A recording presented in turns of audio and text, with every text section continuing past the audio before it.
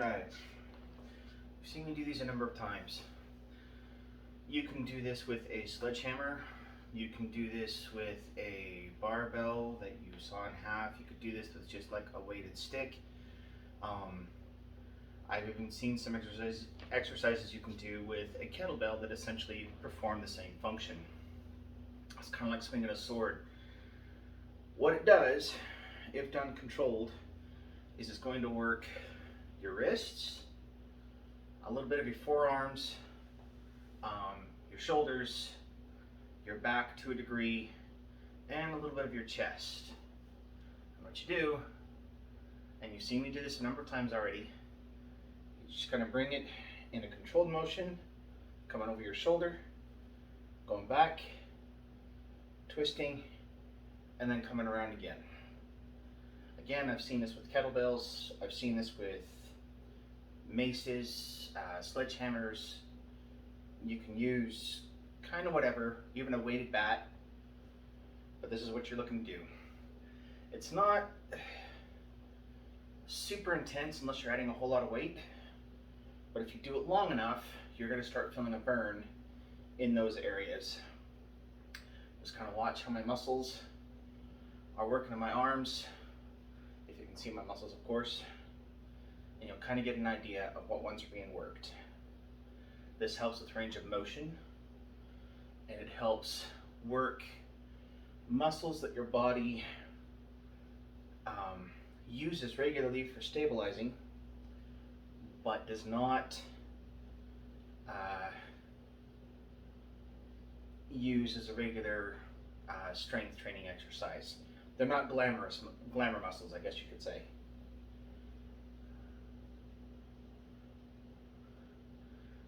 If you had weight, you could probably go a little bit faster, add a little bit more resistance when you're kind of stopping at various points.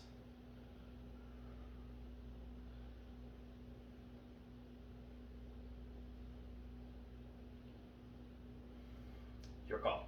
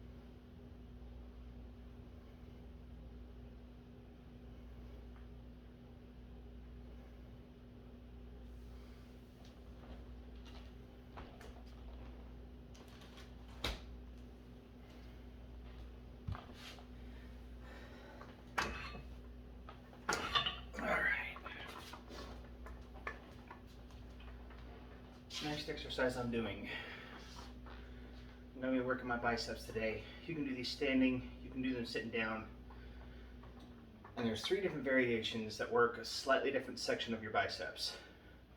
There is the hammer curl. You got your wrist and your hand kind of hanging naturally at your side without twisting it.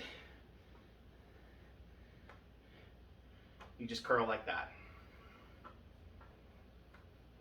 Another variation that works a slightly different set of your biceps is you bring your wrists out and you curl this way. And you're going to struggle with the same amount of weight depending upon the way you're holding it, as it's working a slightly different area of the muscle. Another option is twist your wrists so your knuckles are facing outward, and do it again.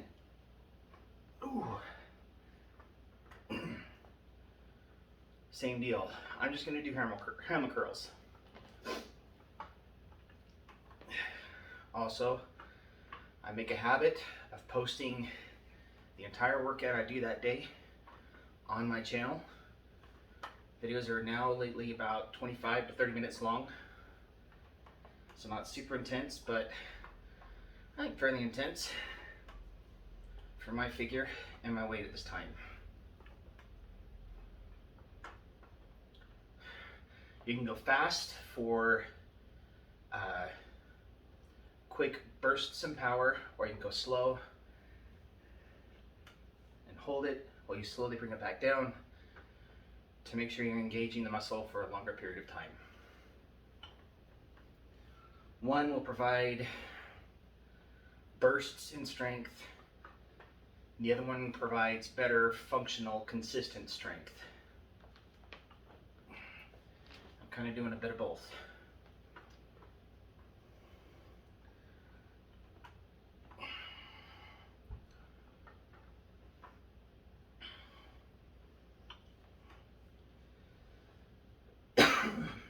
Sorry.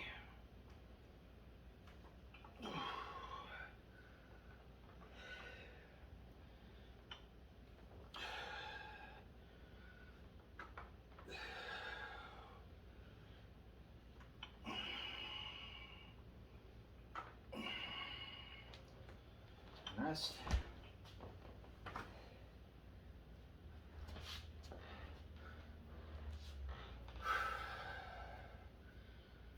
You'll have to forgive me. I gave myself, I guess they call it tennis elbow, several months ago. I tend to sleep with my right arm crooked underneath my head, and that causes this area to be kind of stiff. So I do have a brace. It doesn't fit very well, so I wear it when I can to kind of help alleviate the pain.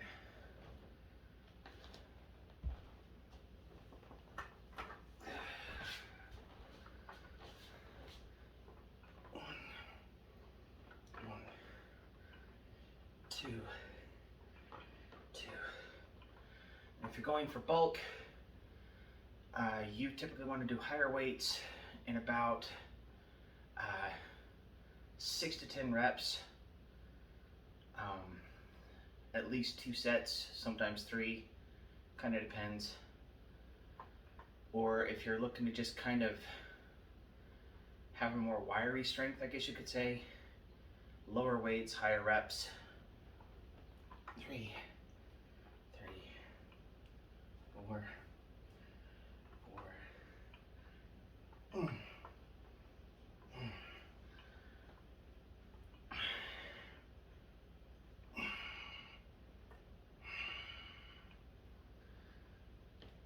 7, 8, 9.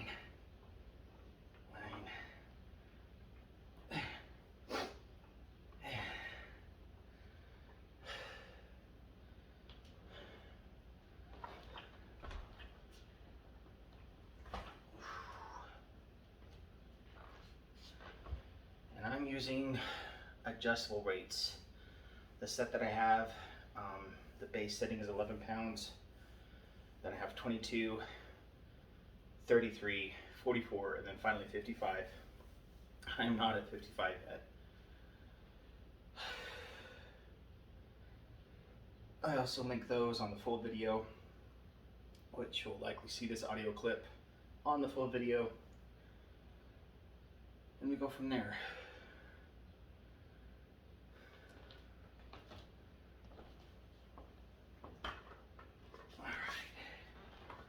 And my set. 1, 2, 2. You want to try and avoid rocking your body while you're lifting. If you're rocking your body to get the weight up there, you're cheating your muscles in the experience and the overall strength that they can get, increasing the odds of injury, snap tendons, what have you, which never really heal right, and really is not very effective. So if you have to go lower, but you want to make sure you have proper form.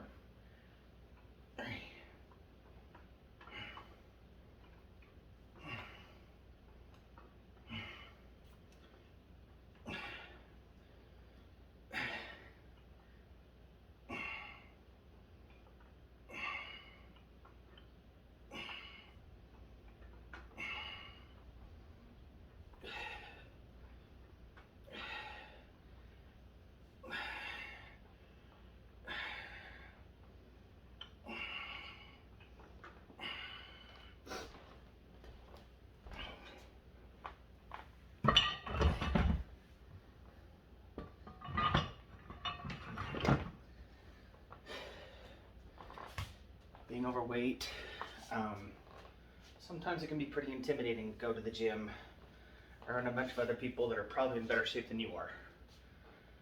You are not in competition with anybody but yourself. Don't see yourself and say, well, I'm not as good as that person. I'm not as good as that person. You're going to cheat yourself. You are there to better you. I do a home gym experience because, one, I can't exactly afford a gym right now. Two, I have very limited time in the morning, and so me going to the gym cuts into the gym time versus just doing it at home. And three, I'm going for more functional strength / hopefully slimming down my body.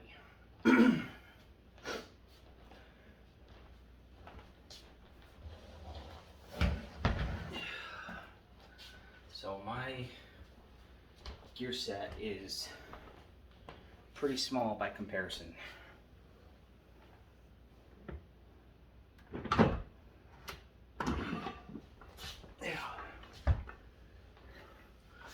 The next thing I'm doing is wrist curls.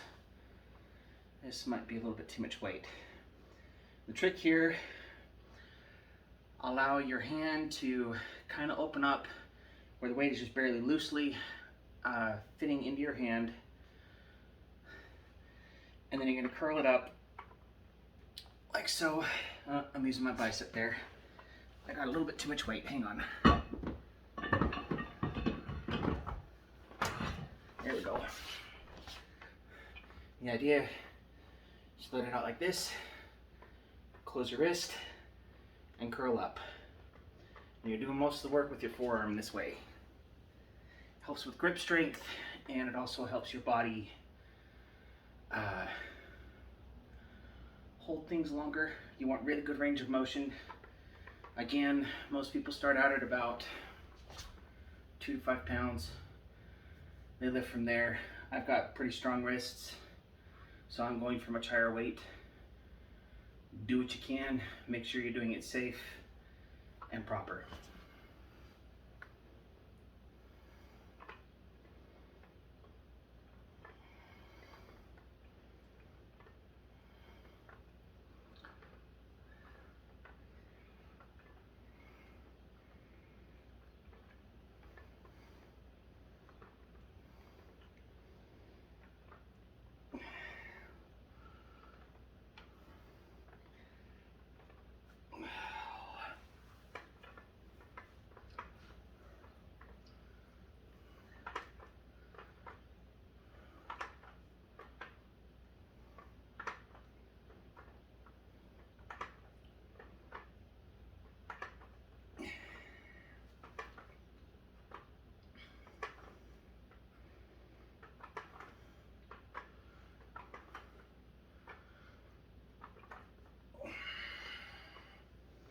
The next one is reversing the wrist.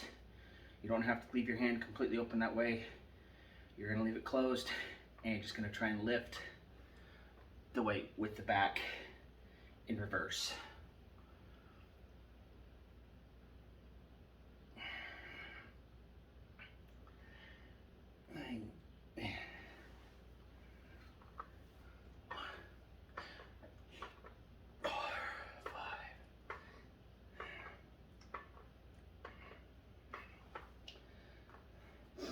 And the next one is wrist twists. Hand in a 90-degree angle, and you're just twisting your wrist this way. Might be better to do these with bands.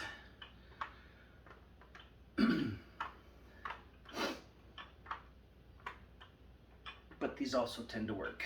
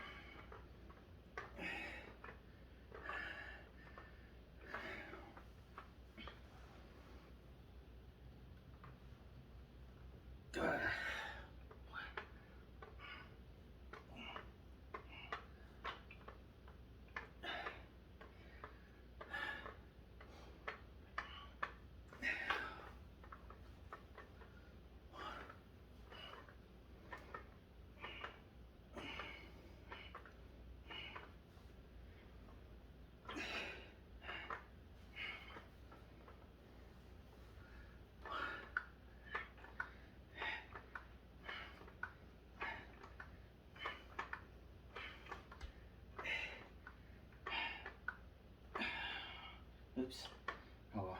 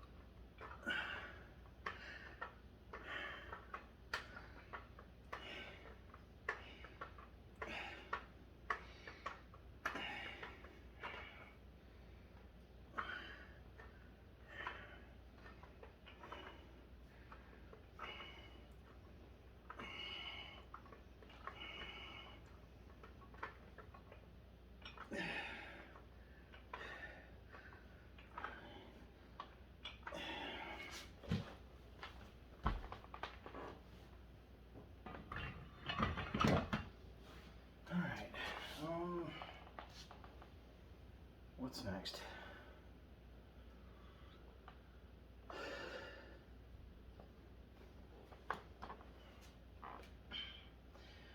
Next, we're going to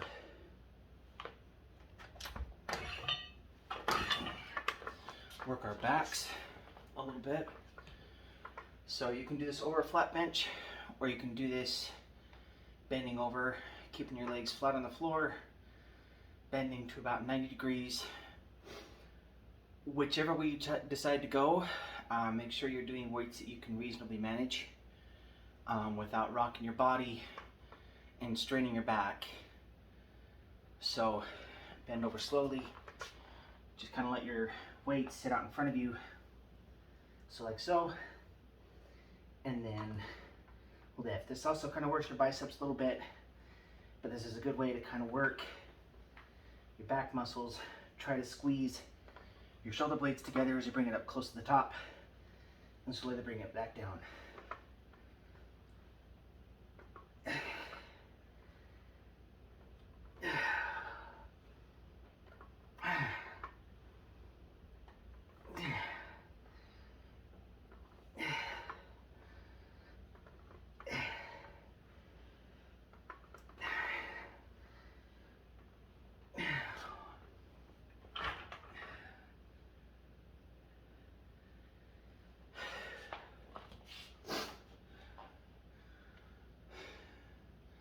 It's a good way to kind of help strengthen your back for lifting various things, especially if you're looking for functional strength. This will help when it comes to lifting things off the ground. In those cases, again, you don't want to, how do I put this? It helps with making sure that your back stays balanced, but it doesn't, you should not lift heavy things on the work floor with your back. That's going to be primarily your legs and your hips. That's going to hold that weight in those cases. But this helps with stability and just making the back generally stronger and more functional overall. I don't know, there's probably somebody out there that can explain it a lot better than I can. I just like doing these because I got fat in my back too. 1, 2, hey, and I want to trim it down. 4,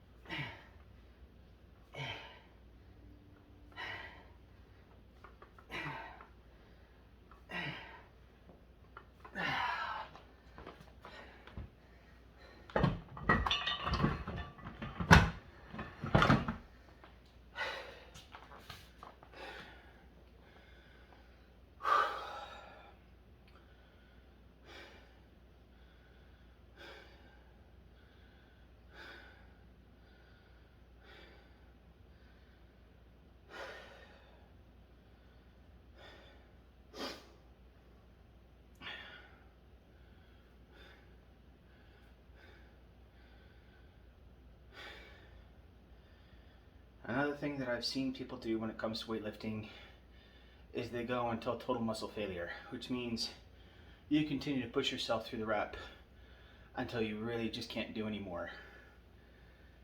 Depending upon what you're doing, that may require a spotter. But many exercises you can do, such as bicep curls, until your arms just say, no, I can't do anymore. The idea is to just kind of push yourself until you give out. I don't do that, I still count, but you can go that route if you want. Just make sure you don't hurt yourself.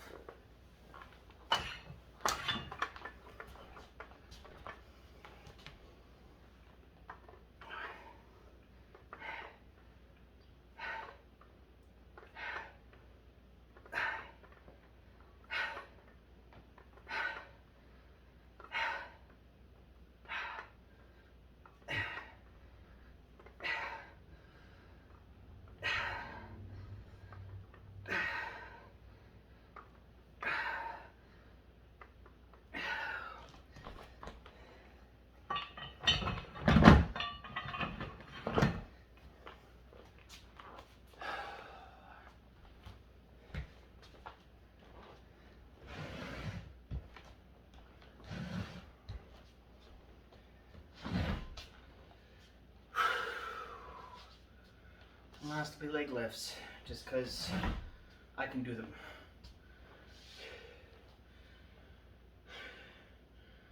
Your body is not accustomed to working these muscles to the extent that you do with leg lifts.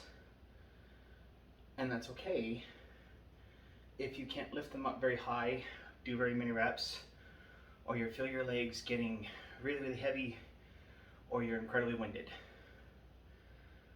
I was when I first did them. I still get kind of winded. But you want to try and keep as a way to gauge how high you need to bring them. Put your arms down at a 90-degree angle. You want to try and get your knee to hit your hand. If you can't because you got too much gut in the way, your body's not very limber, what have you, do the best you can. The point is to get a burn in the legs and to work those muscles and get them strong enough to lift your legs as you're walking around. It also kind of helps when it comes to climbing stairs. So keep that in mind. One, two, three. Try and avoid bringing your hands down to meet the knee. You want to try and keep it about 90 degrees. 4, 5, 6, 7, 8, 9, 10, 11,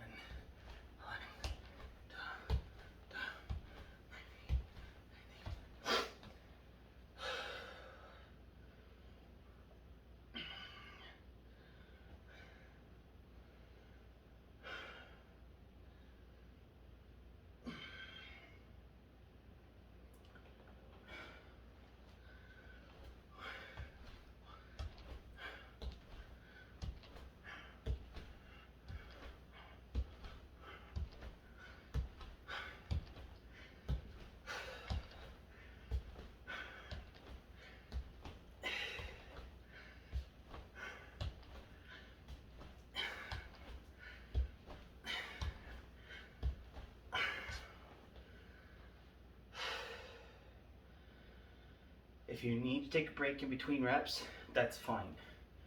In fact, it's kind of recommended. Try to keep it under a minute. Too long and it lowers your heart rate. You're still going to get a burn, but you want to try and keep your heart rate high and keep yourself in a position where you can still breathe. So if you're winded, you can't breathe, it's okay to take longer, especially the first few times. Don't feel bad. But try not to rest for too long. So I try to keep it to around 15 to 30 seconds. And last set.